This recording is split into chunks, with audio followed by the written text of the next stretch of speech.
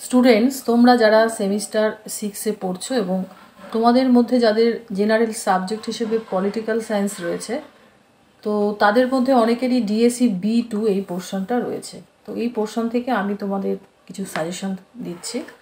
তো তোমাদের এই পোর্শনে যেটা রয়েছে সেটা হলো human rights, theory and Indian context. তো এখানে তোমাদের যেরকম কোশ্চেন আসে 1 মার্কের কোশ্চেন আসবে, আর আসবে 10 মার্কস আর 15 মার্কসের, ঠিক আছে। তো আমি যে কোশ্চেনগুলি দিচ্ছি সেখানে তোমাদের 15 আর 10 একসাথেই দিচ্ছি। 15গুলো 10 হিসেবেও আসতে পারে বা 10গুলো 15 হিসেবেও আসতে পারে। আর মডিউল 1 আর 2 এইভাবে আসবে, ঠিক আছে। মডিউল 1 থেকে তোমার 15 মার্কসের কিছু কোশ্চেন আসবে, মানে দুটো করে দেবে, ঠিক আছে। আর ওদিকে মডিউল 15 মার্কসেরও দেবে, 10 মার্কসেরও দেবে। আবার মডিউল 2তেও সেম 15 এবং 10 মার্কসের কোশ্চেন থাকবে। তো যে কোশ্চেনগুলি করেছি দেখো, নাম্বার 1, মানবাধিকারের ধারণাটির উৎস বিশ্লেষণ করো। নাম্বার 2, মানবাধিকার কাকে বলে? মানবাধিকার ও মৌলিক অধিকারের মধ্যে পার্থক্য কী? 3, 1948 সালে রাষ্ট্রসংঘ কর্তৃক গৃহীত মানবাধিকারের সর্বজনীন ঘোষণাটি আলোচনা করো।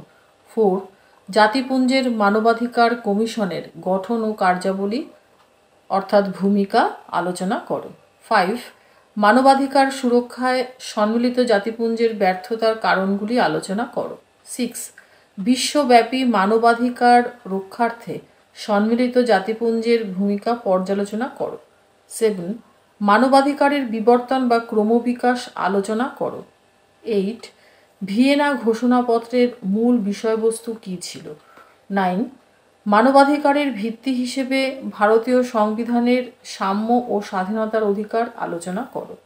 10, জাতীয় মানবাধিকার কার্যাবলী ও ভূমিকা আলোচনা করো। 11, রাজ্য মানবাধিকার কমিশনের গঠন ও কার্যাবলী আলোচনা করো। 12, ভারতে মানবাধিকার আন্দোলন সম্পর্কে কি জানো?